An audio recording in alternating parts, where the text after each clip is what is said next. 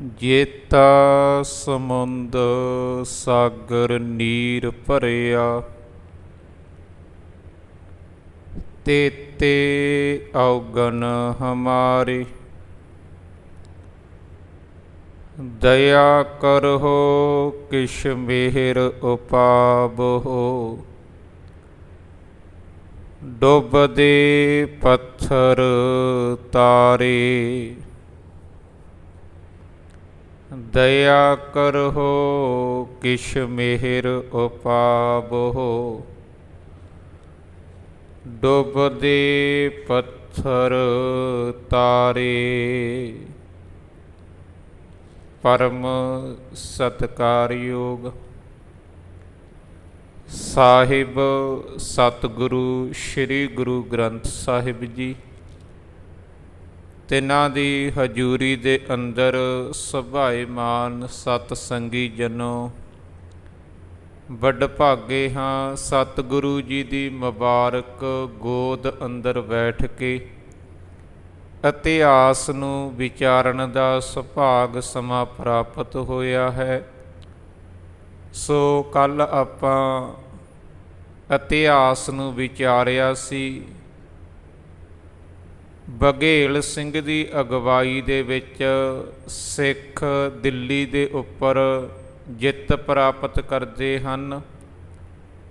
ਉਸ ਤੋਂ ਬਾਅਦ ਦਿੱਲੀ ਵਿਖੇ ਜੋ ਇਤਿਹਾਸਕ ਗੁਰਦੁਆਰਾ ਸਾਹਿਬ ਹਨ, ਉਹਨਾਂ ਦੀ ਸੇਵਾ ਭਾਈ ਬਘੇਲ ਸਿੰਘ ਜੀ ਵੱਲੋਂ ਕਰਵਾਈ ਜਾਂਦੀ ਹੈ। 1783 ਈਸਵੀ ਦੇ ਵਿੱਚ ਸਮਾਂ ਇਸੇ ਤਰ੍ਹਾਂ ਹੀ ਬਤੀਤ ਹੁੰਦਾ ਜਾਂਦਾ ਹੈ। 1792 ਈਸਵੀ ਦੇ ਵਿੱਚ ਸ਼ੁਕਰ ਚੱਕੀਆ ਮਿਸਲ ਦਾ ਆਗੂ ਮੁਖੀ ਰਣਜੀਤ ਸਿੰਘ ਬਣਦਾ ਹੈ। ਲਾਹੌਰ ਦੇ ਵਿੱਚ ਭੰਗੀ ਮਿਸਲ ਦਾ ਆਗੂ ਚੇਤ ਸਿੰਘ ਭੰਗੀ ਇੱਕ ਮੁਸਲਮਾਨ ਵੀਰ ਨੂੰ ਵੈਸੇ ਹੀ ਬਿਨਾਂ ਕਸੂਰ ਤੋਂ ਜੇਲ੍ਹ ਦੇ ਵਿੱਚ ਬੰਦ ਕਰ ਦਿੰਦਾ ਹੈ।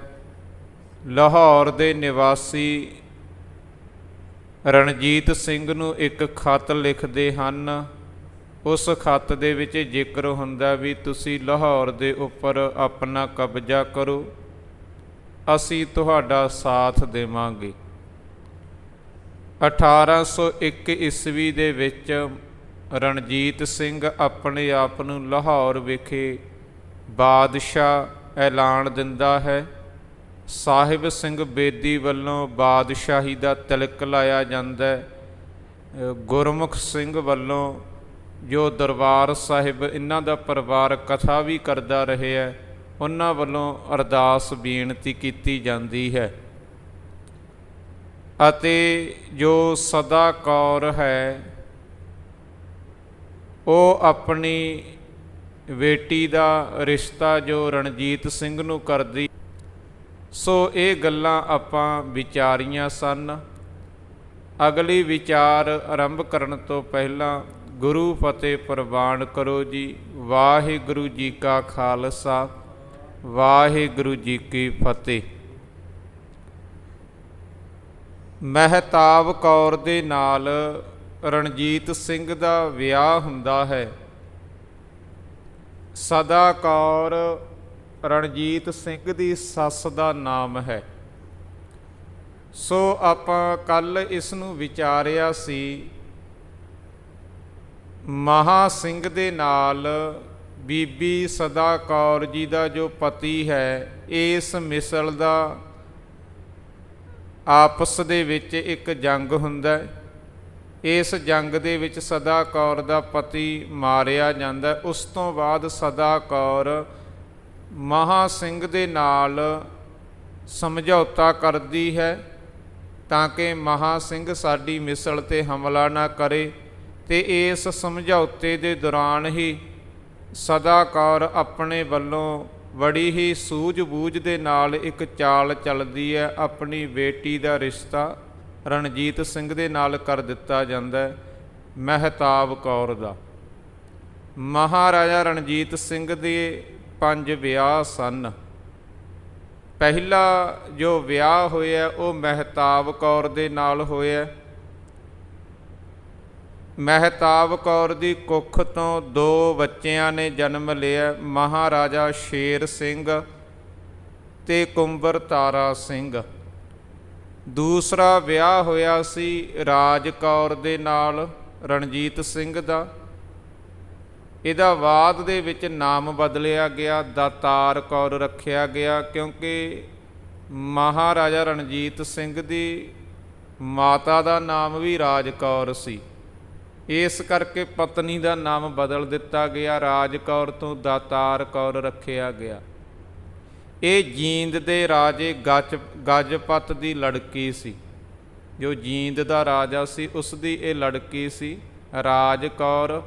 ਬਾਅਦ ਵਿੱਚ ਨਾਮ ਦਾਤਾਰ ਕੌਰ, ਤੇ ਇਹਦੀ ਕੁੱਖ ਤੋਂ ਬੱਚੇ ਨੇ ਜਨਮ ਲਿਆ, ਉਸ ਦਾ ਨਾਮ ਸੀ ਮਹਾਰਾਜਾ ਖੜਕ ਸਿੰਘ। ਇਹ ਨਾਮ ਥੋੜ੍ਹੇ ਯਾਦ ਰੱਖਣੇ, ਅੱਗੇ ਜਾ ਕੇ ਇਹਨਾਂ ਨਾਮਾਂ ਦਾ ਜ਼ਿਕਰ ਵਾਰ-ਵਾਰ ਆਵੇਗਾ।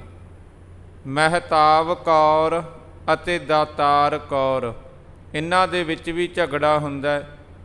ਜਦੋਂ ਰਣਜੀਤ ਸਿੰਘ ਤਖਤ 'ਤੇ ਖੜਕ ਸਿੰਘ ਨੂੰ ਬਿਠਾਉਣ ਲੱਗਦਾ, ਉਸ ਸਮੇਂ ਮਹਿਤਾਬ ਕੌਰ ਕਹਿੰਦੀ ਹੈ ਵੀ ਪਹਿਲੀ ਰਾਣੀ ਮੈਂ ਹਾਂ ਤੇਰੀ, ਅਤੇ ਮੇਰੇ ਬੱਚਿਆਂ ਦਾ ਅਧਿਕਾਰ ਹੈ। ਪਰ ਉਮਰ ਦੇ ਵਿੱਚ ਦਾਤਾਰ ਕੌਰ ਦਾ ਜੋ ਲੜਕਾ ਖੜਕ ਸਿੰਘ ਆ ਉਹ ਵੱਡਾ ਹੁੰਦਾ। ਉਹ ਕਹਿੰਦੀ ਹੈ ਵੀ ਵੱਡੇ ਲੜਕੇ ਦਾ ਹੱਕ ਹੈ ਤਖਤ 'ਤੇ ਬੈਠਣ ਦਾ। ਇਹ ਝਗੜਾ ਵੀ ਹੋਵੇਗਾ ਅੱਗੇ ਜਾ ਕੇ। ਇੱਕ ਰਿਸ਼ਤਾ ਹੋਇਆ ਰਤਨ ਕੌਰ ਦੇ ਨਾਲ। ਇਹਦੀ ਕੁੱਖ ਤੋਂ ਜੋ ਬੱਚਾ ਪੈਦਾ ਹੋਇਆ ਉਹਦਾ ਨਾਮ ਮੁਲਤਾਨਾ ਸੀ। ਇੱਕ ਵਿਆਹ ਹੋਇਆ ਦਇਆ ਕੌਰ ਦੇ ਨਾਲ। ਇਹਦੀ ਕੁੱਖ ਤੋਂ ਜਿਹੜੇ ਬੱਚਿਆਂ ਨੇ ਨਾਮ ਲਿਆ ਉਹ ਸੀ ਕਸ਼ਮੀਰਾ ਸਿੰਘ ਤੇ ਪਿਸ਼ੌਰਾ ਸਿੰਘ।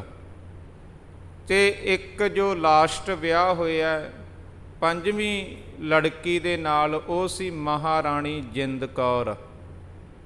ਇਹਦਾ ਨਾਮ ਬਹੁਤ ਆਵੇਗਾ।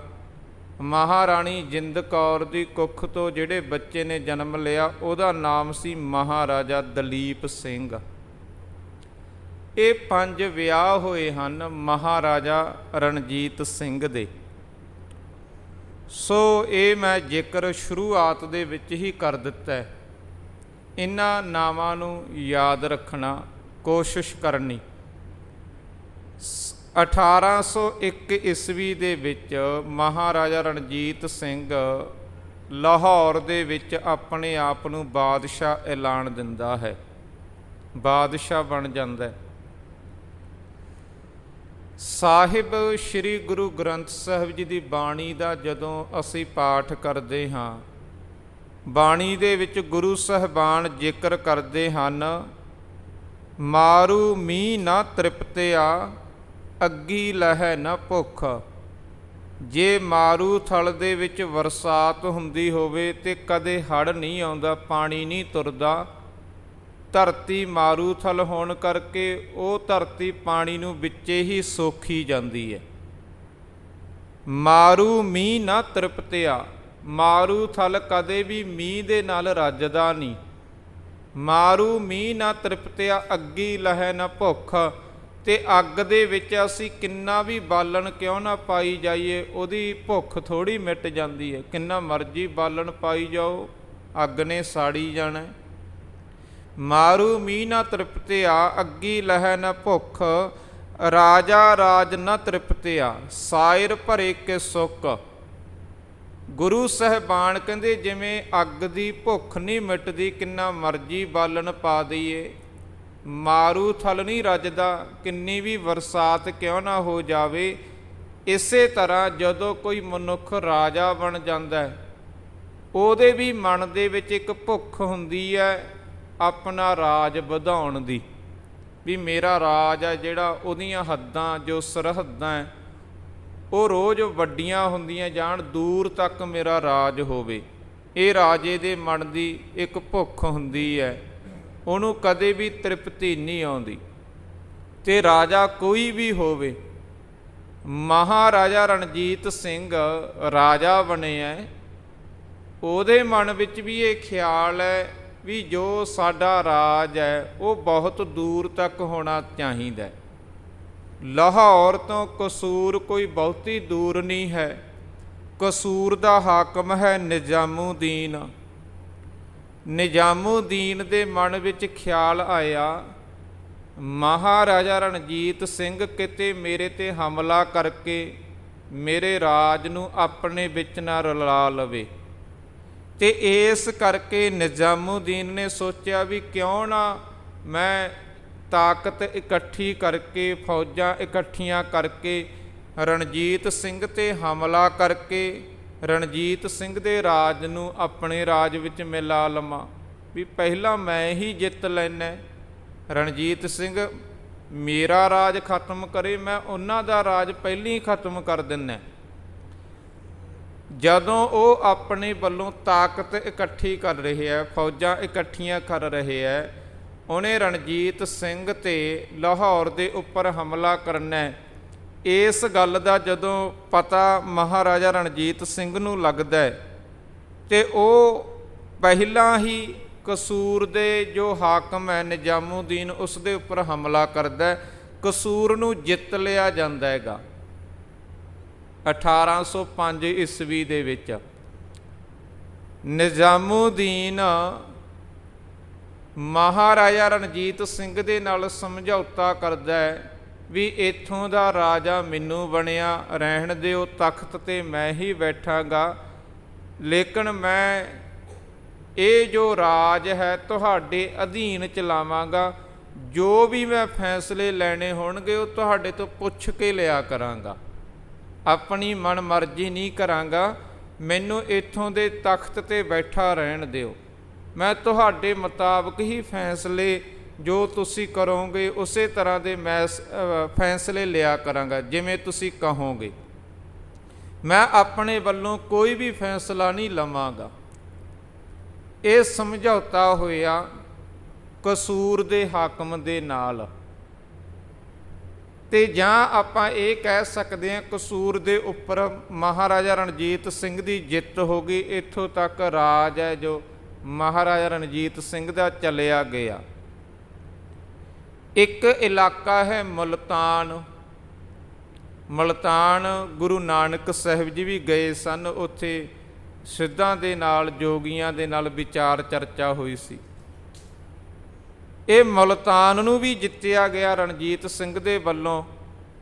ਇਹਦੇ ਉੱਪਰ ਤਕਰੀਬਨ 6 ਹਮਲੇ ਕੀਤੇ ਗਏ ਮੁਲਤਾਨ ਦੇ ਉੱਪਰ। ਪਹਿਲਾ ਹਮਲਾ ਰਣਜੀਤ ਸਿੰਘ ਵੱਲੋਂ 1803 ਈਸਵੀ ਦੇ ਵਿੱਚ ਕੀਤਾ ਗਿਆ, ਦੂਸਰਾ 1805 ਈਸਵੀ ਦੇ ਵਿੱਚ, ਤੀਸਰਾ 1807 ਈਸਵੀ ਦੇ ਵਿੱਚ, ਫਿਰ 1810 ਈਸਵੀ ਦੇ ਵਿੱਚ, ਫਿਰ 1816 ਈਸਵੀ ਦੇ ਵਿੱਚ, ਫਿਰ 1817 ਈਸਵੀ ਦੇ ਵਿੱਚ ਇਹ ਲਾਸਟ ਹਮਲਾ ਕੀਤਾ ਗਿਆ। ਫਿਰ ਮੁਲਤਾਨ ਦੇ ਉੱਪਰ ਮਹਾਰਾਜਾ ਰਣਜੀਤ ਸਿੰਘ ਦਾ ਕਬਜ਼ਾ ਹੋ ਜਾਂਦਾ। ਇਸ ਤਰੀਕੇ ਦੇ ਨਾਲ ਮਹਾਰਾਜਾ ਰਣਜੀਤ ਸਿੰਘ ਨੇ ਵੱਖ-ਵੱਖ ਇਲਾਕਿਆਂ ਦੇ ਉੱਪਰ ਜਿੱਤ ਪ੍ਰਾਪਤ ਕੀਤੀ। 1805 ਈਸਵੀ ਦੀ ਇੱਕ ਹੋਰ ਘਟਨਾ ਹੈ ਜੋ ਮੈਂ ਆਪ ਜੀ ਦੇ ਨਾਲ ਸਾਂਝੀ ਕਰਨੀ ਹੈ। ਬਾਕੀ ਸਾਰੇ ਦੇਸ਼ ਦੇ ਉੱਪਰ ਜੋ ਅੱਜ ਅਸੀਂ ਦੇਸ਼ ਦਾ ਨਕਸ਼ਾ ਵੇਖਦੇ ਹਾਂ, ਸਾਰੇ ਦੇਸ਼ ਦੇ ਉੱਪਰ ਅੰਗਰੇਜ਼ਾਂ ਦਾ ਰਾਜ ਹੈ, ਕੇਵਲ ਪੰਜਾਬ ਨੂੰ ਛੱਡ ਕੇ। ਪੰਜਾਬ ਦੇ ਉੱਪਰ ਅੰਗਰੇਜ਼ਾਂ ਦਾ ਰਾਜ ਨਹੀਂ ਹੈ ਅਤੇ ਨਹੀਂ ਬਾਕੀ ਸਾਰੇ ਦੇਸ਼ ਦੇ ਉੱਪਰ ਜੋ ਇਹ ਅੰਗਰੇਜ਼ ਹਨ ਉਹ ਕਾਬਜ ਹੋ ਗਏ ਹੈ ਆਪਣੀ ਸੂਝ-ਬੂਝ ਦੇ ਨਾਲ, ਸਿਆਣਪ ਦੇ ਨਾਲ। ਮਹਾਰਾਜਾ ਰਣਜੀਤ ਸਿੰਘ ਇੱਕ ਵਾਰੀ ਇਹ ਪੂਰਾ ਨਕਸ਼ਾ ਵੇਖਦਾ। ਜਦੋਂ ਨਕਸ਼ਾ ਵੇਖਿਆ ਜਾਂਦਾ, ਕੇਵਲ ਪੰਜਾਬ ਦੀ ਜਿੱਥੋਂ ਤੱਕ ਹੱਦ ਹੈ ਨਕਸ਼ੇ ਦੇ ਉੱਪਰ, ਉੱਥੇ ਲਾਲ ਰੰਗ ਦੀ ਲਕੀਰ ਖਿੱਚੀ ਹੋਈ ਹੈ। ਮਹਾਰਾਜਾ ਰਣਜੀਤ ਸਿੰਘ ਪੁੱਛਦਾ ਵੀ ਇੱਥੇ ਇਹ ਲਾਲ ਰੰਗ ਦੀ ਲਕੀਰ ਕਿਉਂ ਹੈ? ਜਿਸ ਨੂੰ ਪੁੱਛਿਆ ਜਾਂਦਾ ਉਹ ਦੱਸਦਾ ਵੀ ਅਸਲ ਦੇ ਵਿੱਚ ਜੋ ਇਹ ਲਾਲ ਰੰਗ ਦੀ ਲਕੀਰ ਹੈ, ਇਸ ਤੋਂ ਅੱਗੇ ਪੰਜਾਬ ਸ਼ੁਰੂ ਹੁੰਦਾ ਹੈ ਅਤੇ ਪੰਜਾਬ ਦੇ ਵਿੱਚ ਆਪਣਾ ਕਬਜ਼ਾ, ਆਪਣਾ ਸਿੱਖ ਰਾਜ ਕਾਇਮ ਹੈ। ਤੇ ਜੋ ਬਾਕੀ ਸਾਰਾ ਦੇਸ਼ ਹੈ ਇਹਦੇ ਵਿੱਚ ਕਿਤੇ ਵੀ ਲਾਲ ਰੰਗ ਦੀ ਲਕੀਰ ਨਹੀਂ। ਉਹਦਾ ਕਾਰਨ ਇਹੀ ਹੈ ਵੀ ਇੱਥੇ ਸਾਰੇ ਦੇ ਉੱਪਰ ਅੰਗਰੇਜ਼ ਕਾਬਜ਼ ਹਨ, ਅੰਗਰੇਜ਼ ਕਾਬਜ਼ ਹਨ। ਤੇ ਮਹਾਰਾਜਾ ਰਣਜੀਤ ਸਿੰਘ ਉਸੇ ਸਮੇਂ ਆਪਣੇ ਮਨ ਦੇ ਵਿੱਚ ਇਹ ਫੈਸਲਾ ਲੈਂਦਾ ਵੀ ਕੋਸ਼ਿਸ਼ ਕਰਾਂਗੇ ਜੋ ਅੰਗਰੇਜ਼ ਇੱਕ ਵੱਡੀ ਤਾਕਤ ਹਨ ਇਹ ਕਦੇ ਵੀ ਪੰਜਾਬ ਦੀ ਧਰਤੀ 'ਤੇ ਆਪਣਾ ਕਬਜ਼ਾ ਨਾ ਕਰ ਸਕਣ। ਤੇ ਇਹ ਗੱਲ ਬਿਲਕੁਲ ਦਰੁਸਤ ਹੈ ਵੀ ਜਦੋਂ ਤੱਕ ਮਹਾਰਾਜਾ ਰਣਜੀਤ ਸਿੰਘ ਜਿਉਂਦਾ ਰਿਹਾ ਅੰਗਰੇਜ਼ ਪੰਜਾਬ ਦੀ ਧਰਤੀ 'ਤੇ ਪੈਰ ਨਹੀਂ ਰੱਖ ਸਕੇ, ਆਪਣਾ ਕਬਜ਼ਾ ਨਹੀਂ ਕਰ ਸਕੇ। ਮਹਾਰਾਜਾ ਰਣਜੀਤ ਸਿੰਘ ਦੀ ਮੌਤ ਤੋਂ ਬਾਅਦ ਹੀ ਅੰਗਰੇਜ਼ ਕਬਜ਼ਾ ਕਰਦੇ ਹੈ। ਉਦੋਂ ਤੱਕ ਮਹਾਰਾਜਾ ਰਣਜੀਤ ਸਿੰਘ ਇਹਨਾਂ ਵੱਲੋਂ ਇੰਨਾ ਸੁਚੇਤ ਰਿਹਾ, ਇਹਨਾਂ ਨੂੰ ਪੰਜਾਬ ਦੀ ਧਰਤੀ ਦੇ ਉੱਪਰ ਪੈਰ ਨਹੀਂ ਰੱਖਣ ਦਿੱਤਾ।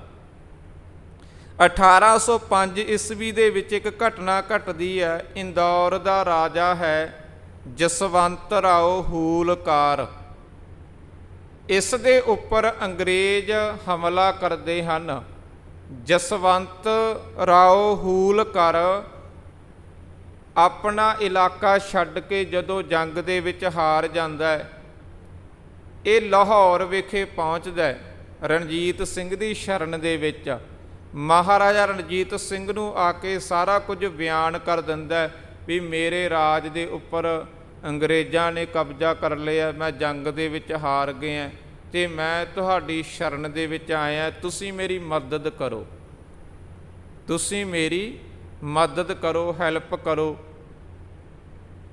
ਮਹਾਰਾਜਾ ਰਣਜੀਤ ਸਿੰਘ ਉਹਦੀਆਂ ਸਾਰੀਆਂ ਫਰਿਆਦਾਂ ਸੁਣ ਕੇ, ਬੇਨਤੀਆਂ ਸੁਣ ਕੇ ਆਪਣੇ ਵੱਲੋਂ ਇੱਕ ਸਰਬੱਤ ਖਾਲਸਾ ਕਰਦਾ ਅੰਮ੍ਰਿਤਸਰ ਵਿਖੇ।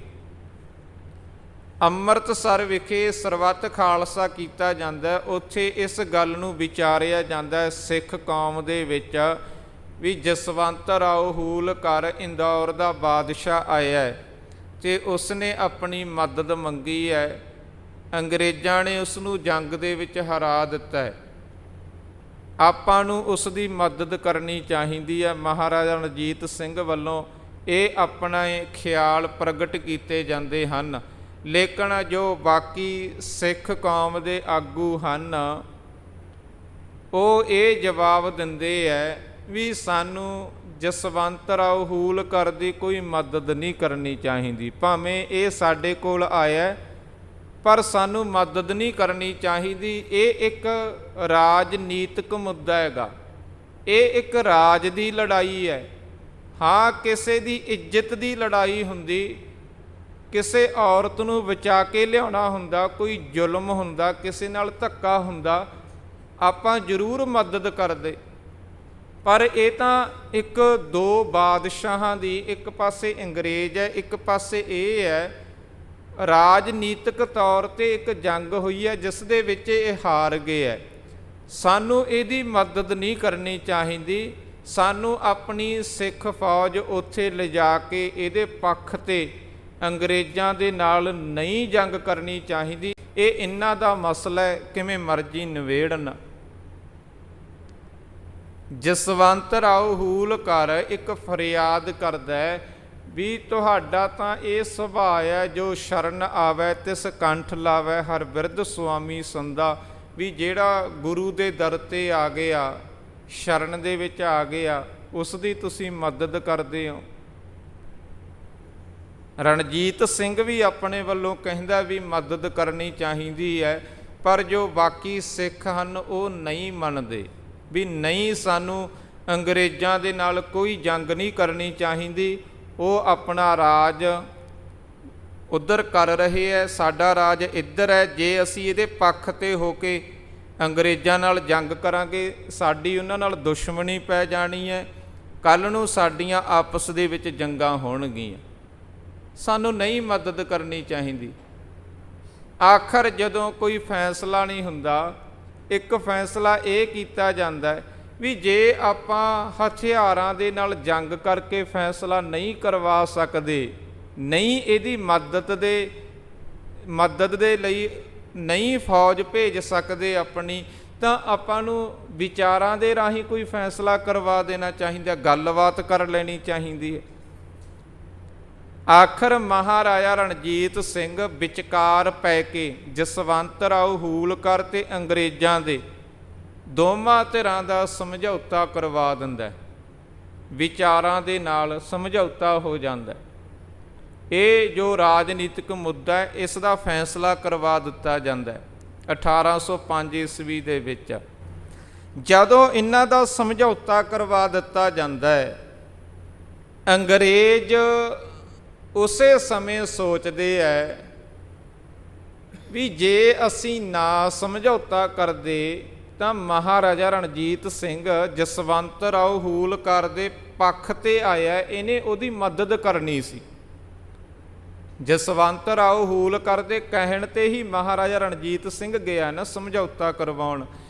ਅੰਗਰੇਜ਼ਾਂ ਨੇ ਸੋਚਿਆ ਵੀ ਜਸਵੰਤ ਰਾਓ ਹੂਲਕਰ ਦੇ ਇਲਾਕੇ ਨੂੰ ਜਿੱਤਣ ਤੋਂ ਪਹਿਲਾਂ ਜਿਹੜੇ ਇਹਦੀ ਮਦਦ ਕਰ ਰਹੇ ਆ ਲੋਕ, ਜਿਵੇਂ ਕਿ ਮਹਾਰਾਜਾ ਰਣਜੀਤ ਸਿੰਘ, ਸਾਨੂੰ ਪਹਿਲਾਂ ਉਹ ਤਾਕਤਾਂ ਖਤਮ ਕਰਨੀਆਂ ਚਾਹੀਦੀਆਂ ਤਾਂ ਕਿ ਆਉਣ ਵਾਲੇ ਸਮੇਂ ਦੇ ਵਿੱਚ ਕੋਈ ਕਿਸੇ ਦੀ ਮਦਦ ਨਾ ਕਰ ਸਕੇ।